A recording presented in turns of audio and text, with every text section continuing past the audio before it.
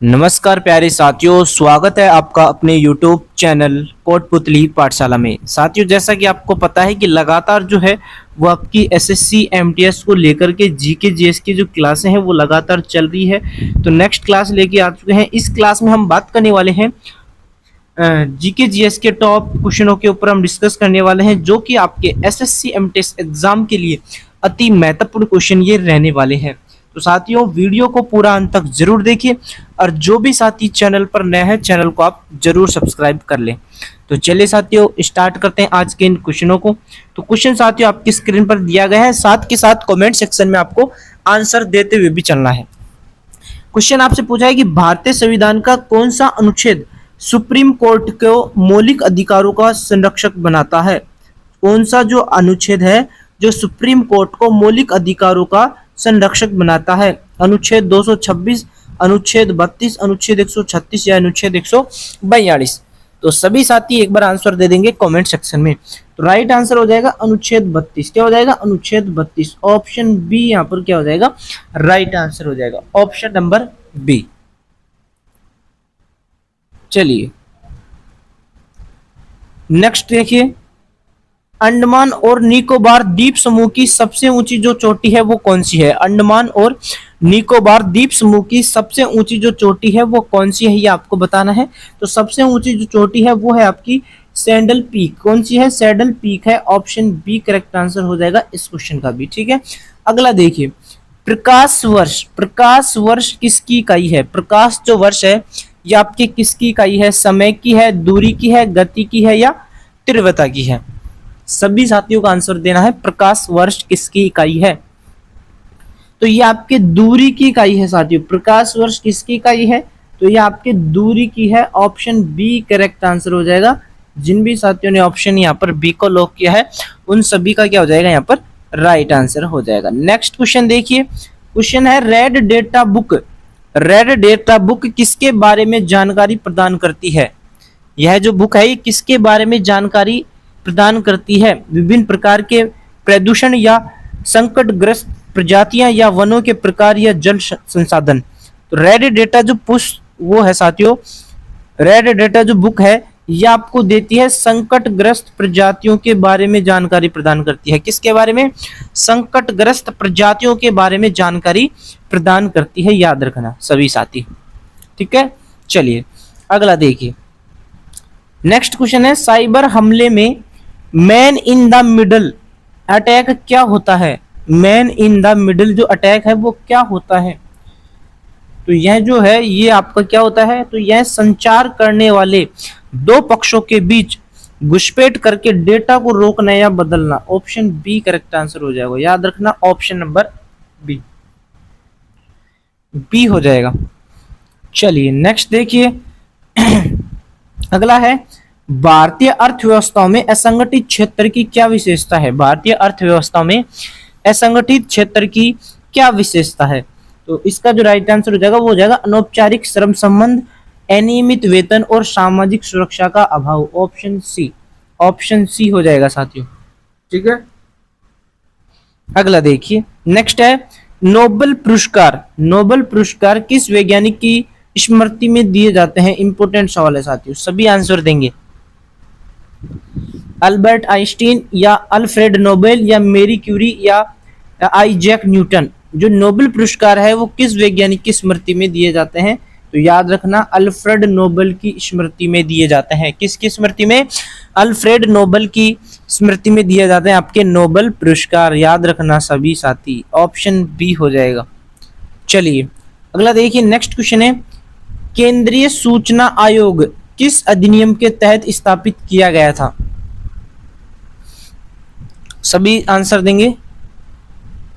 किस अधिनियम के तहत स्थापित किया गया था? तो ये आपका किया गया था सूचना का अधिकार अधिनियम 2005 के तहत क्या किया गया था? स्थापित किया गया था केंद्रीय सूचना आयोग। ठीक है, चलिए अगला देखिए, भारतीय संविधान के किस भाग में मौलिक कर्तव्यों का प्रावधान है? भाग 3 में, भाग 4 में, भाग 4 के ए में या भाग 5 में? किस भाग में मौलिक कर्तव्यों का प्रावधान है ये आपसे पूछा है। तो राइट आंसर हो जाएगा भाग 4 के ए में।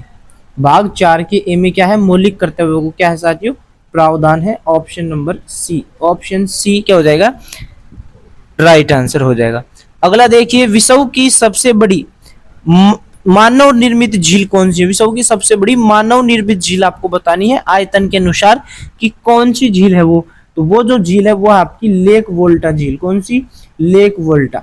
ऑप्शन डी करेक्ट आंसर हो जाएगा। ये मानव निर्मित झील है, आयतन के अनुसार क्या है, सबसे बड़ी झील है। ठीक है, याद रखिए। अगला देखिए, नेक्स्ट है दिष्ट धारा डीसी जनरेटर किस सिद्धांत पर कार्य करता है। दिष्ट धारा जो डीसी है जनरेटर है, ये किस सिद्धांत पर कार्य करता है। फैराडे के विद्युत चुंबकीय प्रेरण का नियम, या लेंज का नियम, या मैक्सवेल का नियम, या एम्पियर का नियम। तो डीसी जो है, डीसी जनरेटर है, ये आपके काम करता है फैराडे का विद्युत चुंबकीय प्रेरण का नियम के सिद्धांत पर क्या करता है, कार्य करता है। याद रखना सभी साथी। अगला देखिए, खाद्य श्रृंखला में ऊर्जा का प्रभाव किस दिशा में होता है। खाद्य श्रृंखला में ऊर्जा का जो प्रभाव है वो किस दिशा में होता है। तो ये होता है आपका एक दिशा दिशा में। ठीक है, ऑप्शन सी करेक्ट आंसर हो जाएगा, ऑप्शन सी। नेक्स्ट क्वेश्चन देखिए, आर्टिफिशियल इंटेलिजेंस एआई का उपयोग उपयोग करके कौन सा कार्य सबसे अच्छे से किया जा सकता है। एआई का उपयोग करके जो है वो कौन सा कार्य है वो सबसे अच्छे तरीके से किया जा सकता है। तो राइट आंसर हो जाएगा option number C, data pattern का विश्लेषण और भविष्यवाणी। Option number C. लेकिन अब तो है जो एआई का कार्य रचनात्मक कला का उत्पादन, ये जैसे पेंटिंग में भी किया जाने लग गया है साथियों। जैसे ही आप कोई कुछ चीजें बोलेंगे वो तुरंत आपको पेंटिंग बना के दे देता है। कुछ भी आप बोले तो एआई अभी है जो बना के दे देता है। तो इसका जो राइट आंसर हो जाएगा वो हो जाएगा बी और सी दोनों। ठीक है, बी और सी दोनों। एआई है जो आपका सभी काम करने लग गया है, कोई भी कुछ भी बनाना हो। ठीक है, नेक्स्ट क्वेश्चन देखिए, भुगतान संतुलन में पूंजी खाता क्या दर्शाता है। तो पूंजी जो खाता है वो आपका दर्शाता है विदेशी निवेश और ऋण। क्या दर्शाता है, विदेशी निवेश और ऋण को दर्शाता है। ठीक है, चलिए अगला देखिए, बैडमिंटन में लॉन्ग सर्विस का अर्थ क्या होता है। लॉन्ग सर्विस, बैडमिंटन खेल होता है उसमें लॉन्ग सर्विस का जो अर्थ है वो क्या होता है। तो सर्विस जो पीछे की सर्विस लाइन को पार कर जाए उसे क्या कहते हैं, लॉन्ग सर्विस का अर्थ होता है ये। सर्विस जो पीछे की सर्विस लाइन को पार कर जाए। ठीक है, सर्विस ही होती है ये। चलिए अगला देखिए, इसरो द्वारा जीएसएलवी का उपयोग मुख्य रूप से किसके लिए किया जाता है। इसरो द्वारा जीएसएलवी का जो उपयोग है वो मुख्य रूप से किसके लिए किया जाता है, ये आपसे पूछा है। तो भूस्तर उपग्रहों का प्रेक्षण करने के लिए, किसके, भूस्तर उपग्रहों का प्रेक्षण करने के लिए किया जाता है।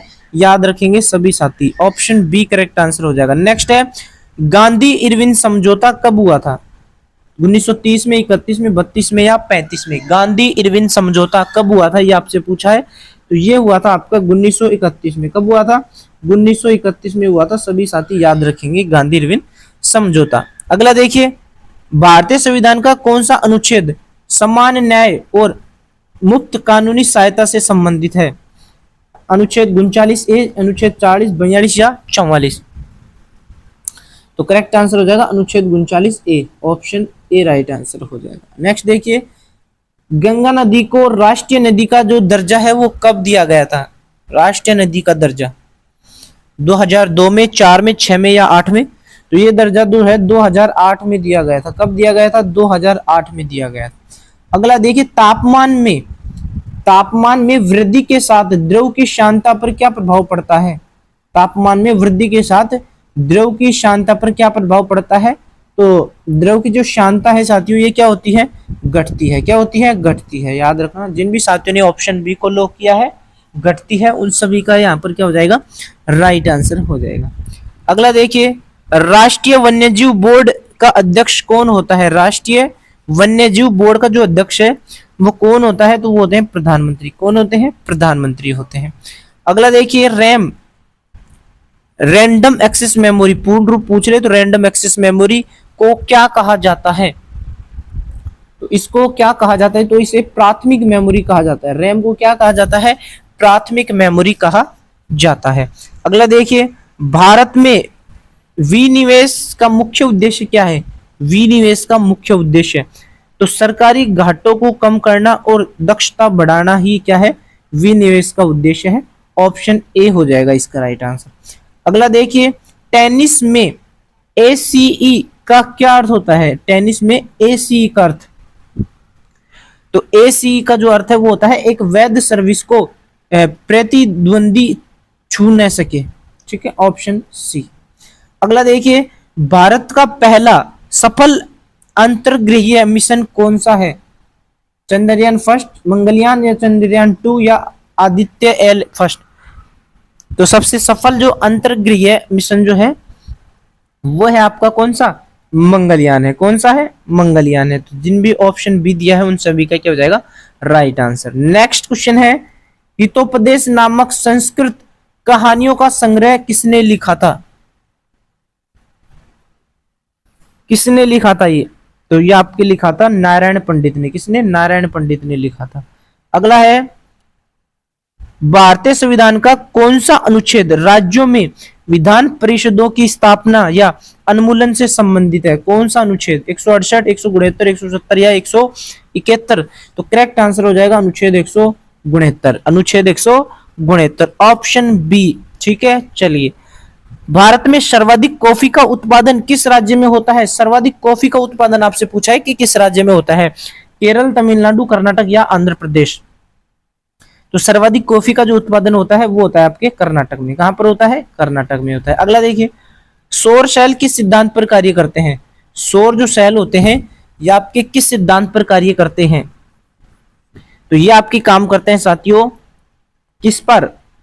ऑप्शन डी, फोटोवोल्टिक प्रभाव पर। फोटोवोल्टिक प्रभाव पर काम करते हैं आपके सौर सेल। अगला देखिए और आंसर देंगे सभी साथी इस क्वेश्चन का। संयुक्त राष्ट्र framework convention of climate change का मुख्य उद्देश्य क्या है? तो इसका जो मुख्य उद्देश्य है वो है ग्रीन हाउस गैस सांद्रता को स्थिर करना। Option number C. अगला देखिए, साइबर सुरक्षा में एसक्यूएल इंजेक्शन क्या है? साइबर सुरक्षा में एसक्यूएल जो इंजेक्शन है क्या है? तो ये डाटाबेस को लक्षित करने का एक क्या है? एक हमला है, करने वाला एक हमला है। ऑप्शन नंबर बी हो जाएगा इसका right answer, option B. Next question की ओर बढ़ते हैं। नेक्स्ट है, भारत में आर्थिक सुधारों की शुरुआत के समय भारत के प्रधानमंत्री कौन थे? आर्थिक सुधारों की शुरुआत के समय भारत के जो प्रधानमंत्री थे वो कौन थे? तो वो थे आपके PV Narasimha Rao. Option number C हो जाएगा साथियों। अगला देखिए, भारत के पहले विश्व चैंपियन कौन थे? भारत के पहले विश्व चैंपियन कौन थे? तो वो थे आपके विश्वनाथन आनंद। शतरंज में क्या किए थे? चैंपियन जीते थे। Option number A. अगला क्वेश्चन देखिए, भारतीय वन्यजीव संस्थान कहां पर स्थित है? देहरादून, बेंगलुरु, नई दिल्ली या भोपाल? भारतीय वन्यजीव संस्थान कहां पर स्थित है? तो राइट आंसर हो जाएगा ये आपके है देहरादून में। कहां पर है? देहरादून में है। ठीक है, जिन भी साथियों ने ऑप्शन ए को लॉक किया है उन सभी का यहाँ पर राइट आंसर हो जाएगा। नेक्स्ट है, कोणार्क का सूर्य मंदिर किस राज्य में स्थित है? कोणार्क का जो सूर्य मंदिर है ये किस राज्य में है? तमिलनाडु, ओडिशा, केरल या कर्नाटक? तो राइट आंसर हो जाएगा ओडिशा। उड़ीसा में है। ठीक है, कोणार्क का जो सूर्य मंदिर है वो कहां पर है? उड़ीसा में है। ऑप्शन बी हो जाएगा। अगला देखिए, डॉक्टर बी आर अम्बेडकर जयंती कब मनाई जाती है? डॉक्टर भीमराव अंबेडकर जो जयंती है ये कब मनाई जाती है? 26 जनवरी, 14 अप्रैल, 15 अगस्त या 2 अक्टूबर? तो ये आपके मनाई जाती है 14 अप्रैल को। कब मनाई जाती है? 14 अप्रैल को मनाई जाती है, याद रखना। अगला है, विश्व उपभोक्ता अधिकार दिवस कब मनाया जाता है? विश्व उपभोक्ता अधिकार दिवस 15 मार्च, 24 अप्रैल, 5 सितंबर या 10 दिसंबर? तो ये आपके मनाया जाता है 15 मार्च को। ठीक है, 15 मार्च को मनाया जाता है। नेक्स्ट देखिए, ब्रिटेन की मुद्रा क्या है? ब्रिटेन की मुद्रा, तो ब्रिटेन की जो मुद्रा है वो आपकी pound sterling. Option C. Next question देखिए और लास्ट सवाल है साथियों, क्या है? यूरोपीय संघ का मुख्यालय कहां पर स्थित है? तो यूरोपीय संघ का जो मुख्यालय है ये आपके ब्रुसेल्स में है। कहां पर है? ब्रुसेल्स में है। ऑप्शन सी करेक्ट आंसर हो जाएगा। तो ये थे साथियों कुछ इंपॉर्टेंट सवाल जो कि आपके आने वाली एसएससी एमटीएस एग्जाम में बहुत इंपॉर्टेंट साबित होने वाले हैं। किसी न किसी शिफ्ट में आपसे क्वेश्चन पूछे जाने वाले हैं। तो वीडियो को पूरा अंत तक जरूर देखिए और जो भी साथी चैनल पर नए हैं चैनल को भी आप जरूर सब्सक्राइब करें।